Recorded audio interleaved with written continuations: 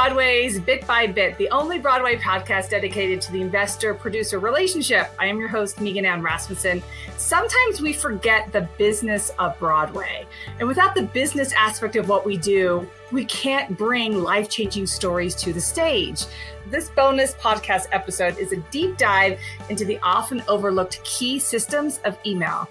My guest today is Tony Howell, a Broadway alum turned healthy CEO, educator, and coach. I first started working with Tony at the beginning of 2021 in his year-long mastermind, where we met weekly to build our individual Broadway businesses. I have so much to thank Tony for.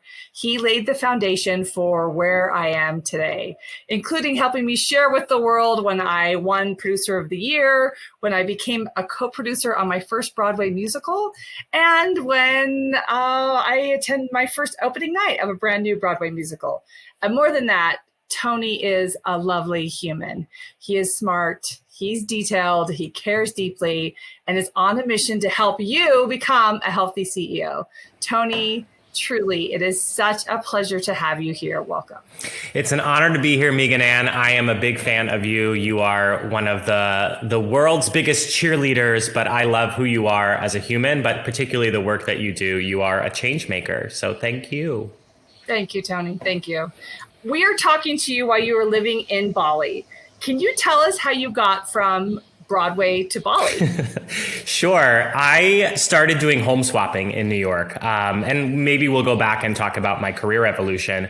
But I was trading my New York City studio to go live in Paris, to go live in New Zealand, to go live in Barcelona. And that opened my eyes. And along the way, I met an entrepreneur from Australia that I then followed on Instagram. And he had this fabulous life in Bali. And I did spend some time outside of New York. I moved home to be with my mother and my stepfather. He was ill and I wanted to help my mom through that transition. And after going through that together, then I was like, I want to travel just to do a little bit of healing. But in my mind, I was auditioning Thailand and Bali to see if I wanted to move there for at least a year. So I did a 3-week stint hopping around Thailand and a 3-week stint hopping around Bali. And when I met a parent that moved their kids and family from Brooklyn, New York to Bali to put their kids in a green school where they're learning about, environmentalism, I was like, well, if this family from Brooklyn can move from New York and come to Bali, then I can as well. And the fun thing, Megan Ann, is there's a nickname called that it's Silicon Bali, that there's so many people like me, of people that work in tech and business and online, that there's just a growing population of us. So in some ways, it's like New York. It's just a different island. Like New York was my theater tribe, and now in Bali, I have my tech tribe. Oh, fantastic. And let's take that journey into your Broadway beginnings. How did you get to Broadway? How did Broadway get you here? Well, I will rewind. When I was growing up, and that famous question, what do you want to be when you grow up? My answers in first grade were 3 A's. I wanted to be an actor, an author, or an artist. And I kind of grew up in all of those media forms, writing, visual arts, and performing arts. Fast forward, there were a couple of key moments. When I was 17, I lost my father very suddenly, very surprisingly. And at the time, I was doing The Sound of Music at Beef and Board's Dinner Theater. And it was such a gift for me to go be Friedrich von Trapp for 2 hours a night to kind of escape from our family, trauma.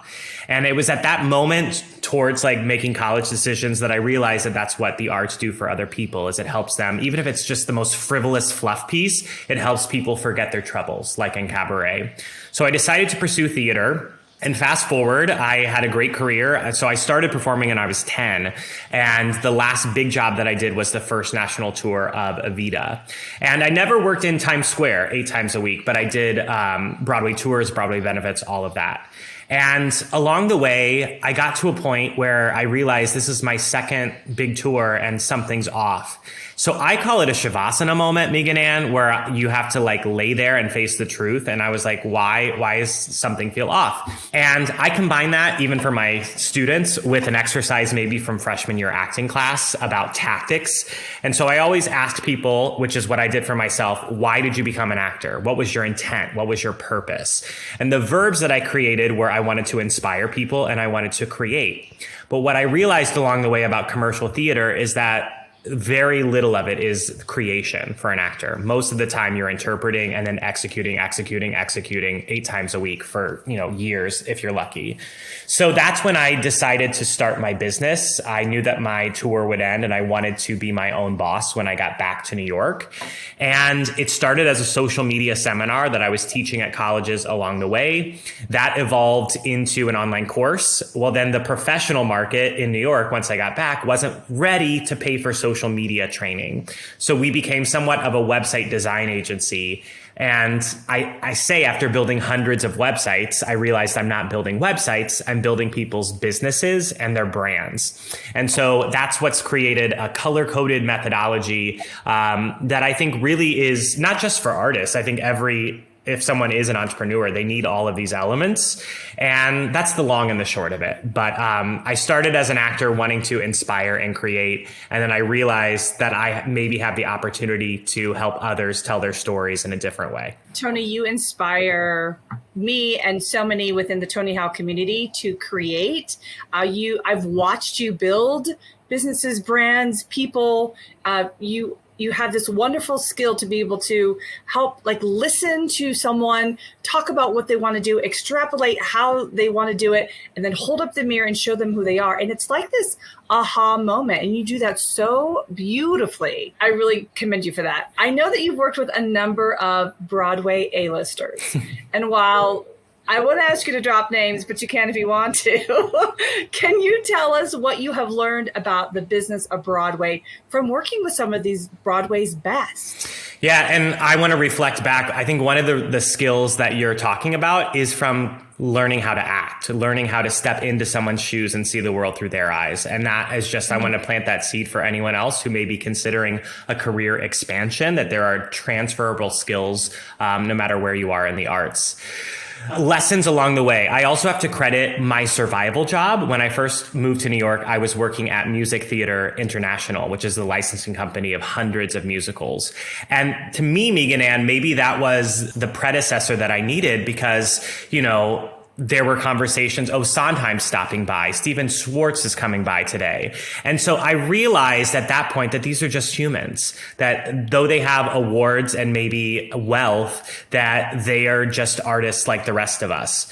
And so I think that offered me an insight that I did not have when I'm auditioning at Ripley Greer Pearl Studios, that it's truly a community of people making the show happen. Now, fast forward, I started my company in 2013. This year is the 10th anniversary, which is wild. And I'm excited to return to New York and have some parties with people. I guess the people you might be referring to, I was very lucky to collaborate with Susan Stroman on her official website. My biggest takeaway from working with Stro is it was like putting on a show. And I interviewed her on my podcast to kind of ask. And so we did pre-production. We had, deadlines of this is our first preview, this is our opening night, things like that. One of the interesting things that she shared with me, I asked her how does she open a show, because I wanted to know how to design her homepage. I wanted to know how to design each show page, the producers, Scottsboro Boys, etc. And so she likes to set the scene. Essentially, it's exposition and she creates authority. But I think what I learned about the secret to her success came on that podcast interview is treating everyone with respect. That if everyone in the room has permission to share ideas or fail, that really generates the best product possible. Also collaborated with a dear friend of ours, Ken Davenport. And he's a unique person because I've known about Ken for years from my time at MTI. And as I was working with Ken, one of the things that I said, I was like, Ken, I've known you for years, but there are parts of your story that I'm not even aware of, that you're a first generation American, that you were truly a high school theater nerd that, found his way in the business. So I'm excited that his website kind of shares some of those stories that people may not know about. But just from knowing Ken and working with Kim, I also see how much, and even through the pandemic for all of us, how much resourcefulness and creativity is needed to create anything in the industry. So those are two examples. A relatively new client, we just soft launched their website. Tegan Summer is from the West End. He's a producer. So I feel like that might be interesting for your your listeners, but he has the rights to the largest collection of bio musicals. So he's writing musicals on Harvey Milk, on Marilyn Monroe, on Nan Mozart. And I think with Tegan, we've had conversations and, what does he learn from talking with the Malcolm X estate? And the bottom line is that it's a human experience. And so all of these legends have cautionary tales or things for us to learn from. But that's the thing that I think theater presents is, though it's a specific story, is really what unites us all together. It's like those universal threads. Oh, I love hearing your takeaways, Tony, from the people that you've been able to work with and how that shaped your work and also how you can help shape the work of others as you continue along this journey. You also worked with Sierra Boggess. Yes, my dear friend Sierra, she is magic. And that site is, a labor of love. You can check it out if you want, sierraboggess.com. But yeah, I love creating with people. And then the interesting thing, Megan Ann, is that now 10 years later, I have only like 25% new clients. 75% of our annual business is people coming back. And so with Sierra, we helped launch an album. We helped launch a product line. And so that's kind of, as I percolate on what I want for the future, that's the kind of thing that I'm thinking about is like, how can I help artists continue to find ways to reach new audiences and make money beyond, doing the show 8 times a week. The real thing. There it is. Tony, we have touch points where I get to come back into your community and I love seeing all the things that you've changed. I'm always amazed when you screen share and you just go through the list of people, your clients that you've worked with. I love that you have returning clients, but there's like list upon list upon list. Like your fingerprints are everywhere. And I'm sure that that's a rewarding part of your job. That leads us right into like why you do what you do, but specifically I want to take like this pivot and take the deep dive into why like the business part, the healthy CEO. Can you talk to that before we dive into email excellence? Like, sure. Why is it important to be a healthy CEO? Well, I do think that we've all seen the inequities in the world in the past couple of years specifically, but rewinding, the real catalyst for this was when social media was coming out. And I myself as an artist loved the power that I then had at my fingertips to literally talk to anyone and everyone at a moment's notice. Now that I know more about digital marketing 10 years later or more than 10 years later, I know that social media is just a piece of that. And it actually is almost shiny object syndrome for a lot of people that it doesn't have the ROI of email, which we'll get to. But the real reason behind a healthy CEO, Megan Ann, is because artists are their own business, whether you're a producer, whether you're a writer, whether you're a director, whether you're an actor. And we don't often get that training of how you run a business, but even some of the mindset stuff of saying like, I can create my own opportunities, or I can do marketing to go out there and find new job opportunities. So I've also had my own journey with wellness. And so this idea is that anyone can work 120 hours a week, but that's not really what we want to do. And so it's really, to me, that's the important thing, is that everyone creates their own definition of success with intention of wellness in there, so that they're not, running themselves ragged, trying to make a name for themselves. Tony, we've had on this podcast a variety of individuals from a variety of backgrounds. So we've had attorneys, we've had designers, we've had producers and writers. What I love about talking to you is that this really is talking about the business of Broadway. And specifically, you've just launched a new course. This is a course, Email Excellence 1 Pro. Why do we need to talk about email? Well, email is the most overlooked piece of the puzzle. Speaking of Tegan, I'm helping him move his daily operations from iCloud into a branded account at his many domains. So here's an example. I don't know this personally, but I imagine when Tom Schumacher goes to his office that it's sitting with a pile that says, this is for Lion King, this is for Aladdin, this is for Frozen. So what I love helping people do is create that for their email. And so for Tegan specifically, he can have an address that's Marilyn at Tegan Summer. He can have one that's Milk at Tegan Summer. And all the emails that can come in can either be color coded or automatically directed into folders that he opens up the world of Harvey Milk or Malcolm X or whoever it might be. But the reason why it's a course, Megan Ann, is because I've been teaching this for 10 years and specifically taught this course live for 4 years. And I wanted to just make it more accessible to people so that they can do it at their own speed. It is not the sexiest or most exciting of areas to dive into, but I would be curious to hear from you. I think that it is, something that really can create transformation, not only in your business, but also in your day-to-day life. Oh, Tony, that's a perfect lead-in. So you and I have walked this walk together. I am a proud alum of email excellence. Do you remember when you told me that I needed to take my Gmail account and make it a pro account? And I was like, And there was like, maybe there are other listeners like me who like had one Gmail address that I've had for forever.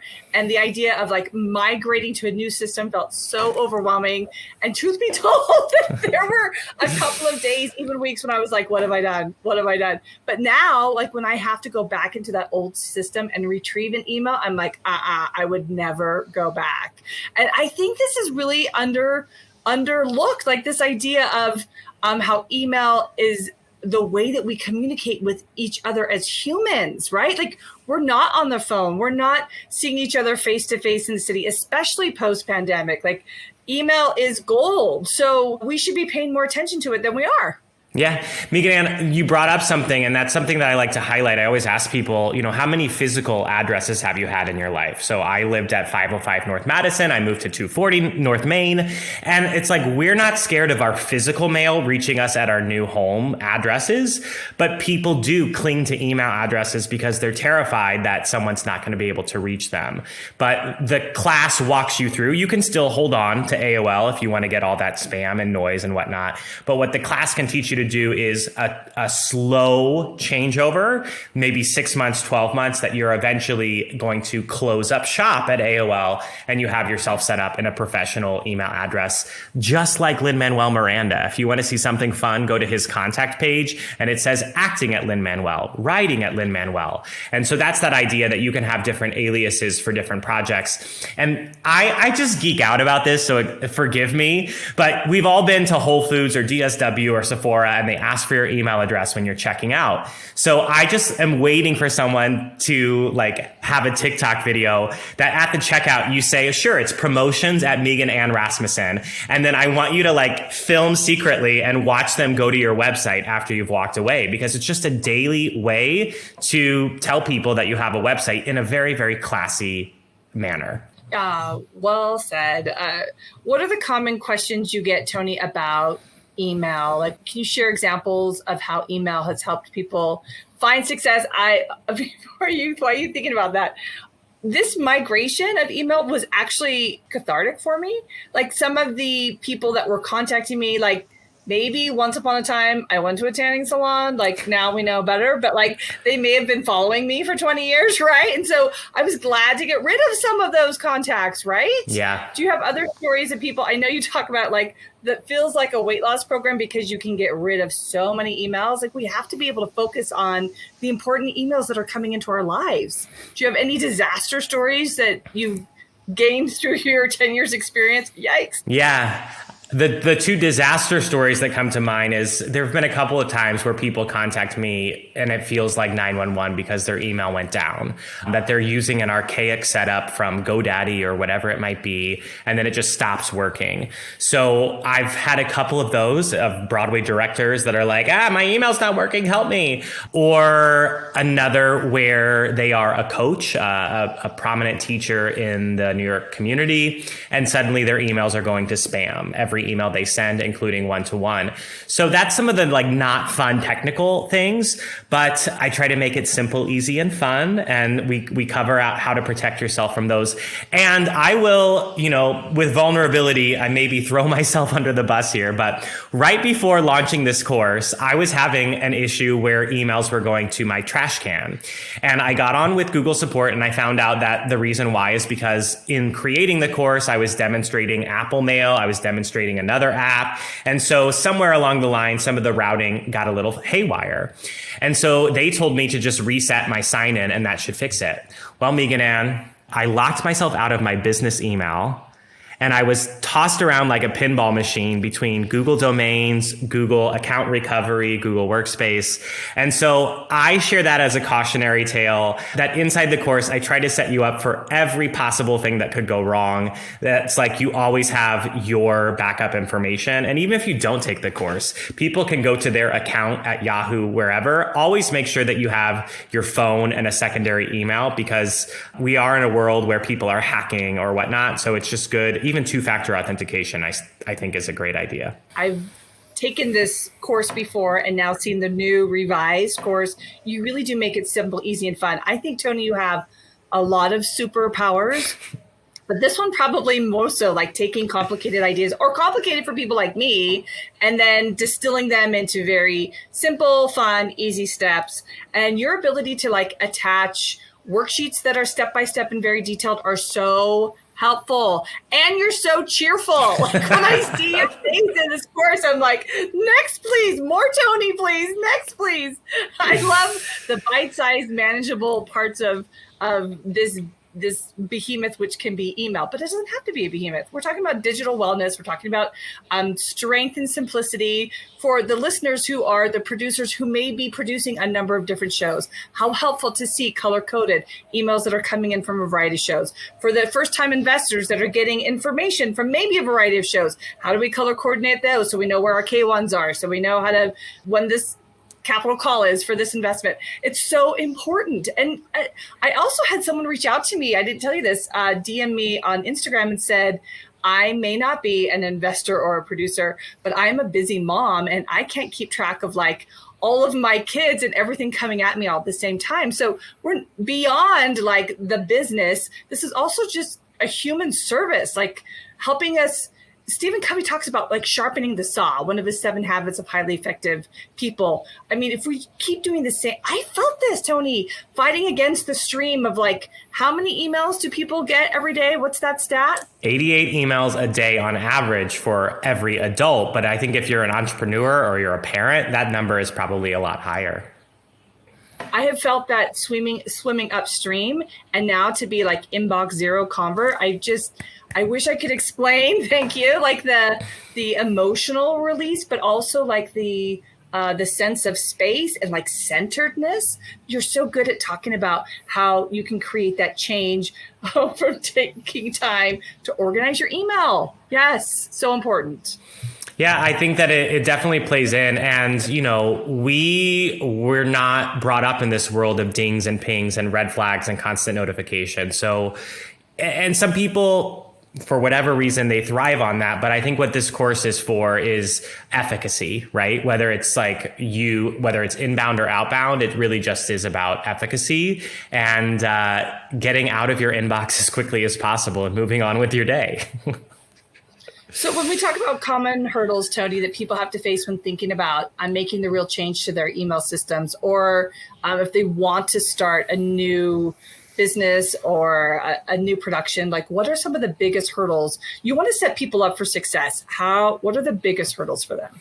I think knowledge is like the first hurdle, because they don't know what they don't know. You mentioned starting a new show, starting a new business. And so even then, Megan Ann, this is a conversation that we had in another call of, I think you have to think long term as well. So what is the lifespan of this project? Will it involve a lot of people? One example, Tegan has all kinds of domains for his various properties. So we just added the domain as a domain alias. So he can be Tegan at James Dean Musical, Tegan at MalcolmXmusical.com. And so that's not having to pay $72 a year for every inbox. And then those emails can still come in color coded. But I think the obstacle, and I had to face it myself, is change. Some people don't want to change. They want to hold on to that AOL, Yahoo, Hotmail, or Outlook, whatever it is that they're using. And I think that might be the first step, is like the ability and the willingness to consider slight adjustments. Yeah. And then there's all kinds of fun tools. You mentioned, being drowned by emails. We don't realize that we have the power to unsubscribe from all of these things, or just say no if DSW asks for your email. So it accumulates over time, and it is a nice purge to be able to to clear the clutter. I want to talk about the importance of branding, personal branding, whether it's a business. We were talking about businesses or a personal brand. You talk in your course about how you can sign an email with your name and that it's a reinforcement of a personal brand, that email can help us stay on top of mind. Do you want to talk about that? Yeah, I think a brand, the definition of it is a name, an identity, but really how other people respond. So I can say Nike or I can show you the swoosh symbol, but the strength of their brand is how you react to either that name or the ID. For us as personal brands, not corporations, the way that people respond to your name or your face is really what I try to say is like what you want to try to consider when it comes to tone, timing, frequency, all the things. Your email every day is an opportunity for you to brand that message, that it says Megan Ann Rasmussen or MAR Productions. That's who it's from. The address that it's from office at Megan Ann, or is it from support at Megan Ann? Like these are small things that can make people say like, oh, wow, they have a large company. And then the signature is the final opportunity. And that's something that I love to teach and to encourage people to make it dynamic. So your signature could be changed every time you have a new podcast episode that says like, take a listen to our episode with XYZ.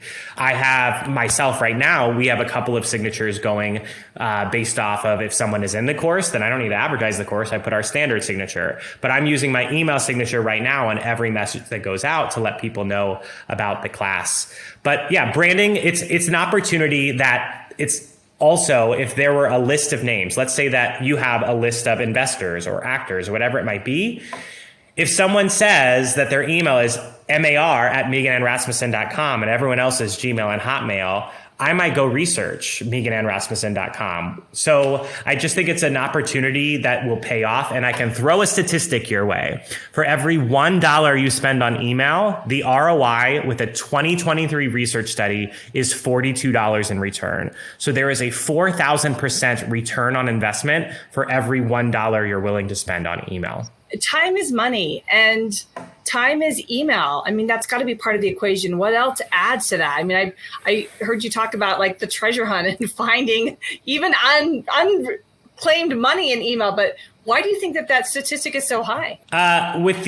Because it's old school, it's traditional, it's proven. I think with social media, again, that can be a shiny world that because there are influencers that everyone thinks that they can become rich and famous. But as we see Elon Musk and Mark Zuckerberg and others figuring out how they can make money as privacy and data laws change, the bottom line, you're reaching 10% of your audience or less on social media. Whereas if you're sending an email, you're reaching 90% of them or more. And I'm specifically talking kind of an average of marketing emails and just direct emails. It's just a more effective reach and it's a more personal reach. One of the things to think about is your email is landing there alongside their teacher, their parents. So that's why I say email is golden and to really like nurture those relationships, because if you build that relationship, then when you send an email asking them to vote for you or donate or whatever it might be, people are like, of course, I love you. I'll make that change.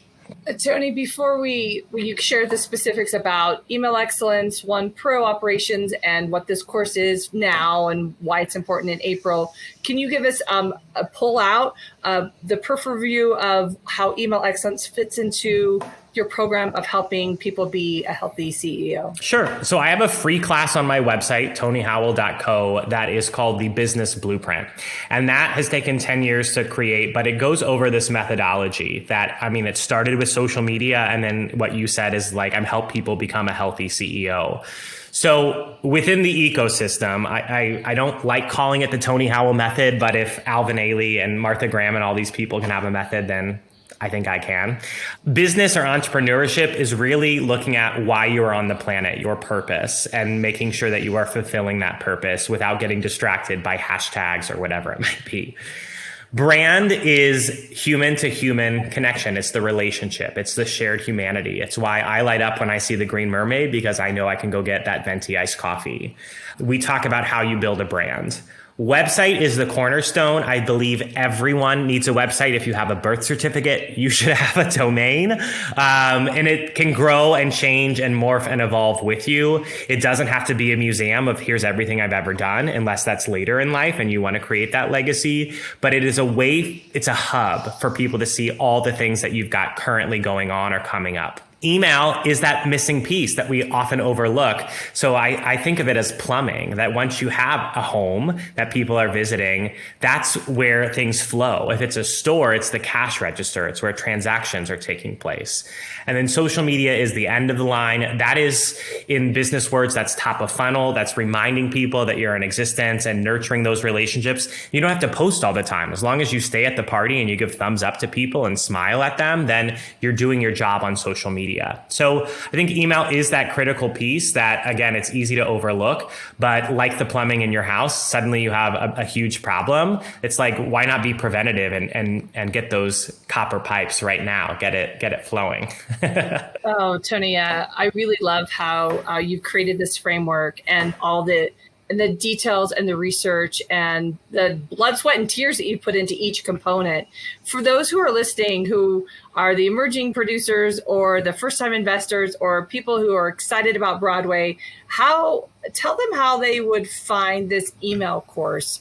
How would we find you? How do we get into your framework? Well, I'm sure Megan Ann will include a link with this episode, so that will be easy. But the address is joinemaileexcellence.com. It's going to have all of the information about the course. But specifically, if you're listening to this now in April of 2023, we're doing a launch promotion where it is 50% off. So I wouldn't wait. You can take the course at your own speed, but I would register now. I still have a few spots. So for the first 10 people that join, I'm giving a social media bonus, which is our annual recurring calendar, so that you know when the Grammys, when the Tonys, when it's National Tap Dance Day, all of that is in a calendar. And we also have a social media management workshop there so that people can start to schedule their social media. As I'm sure you can talk about, around when you're opening a show, it's like one more thing for you to do. But if you have it pre-scheduled in advance, then it's weight off your shoulders that you can just lay back and enjoy the comments that come in.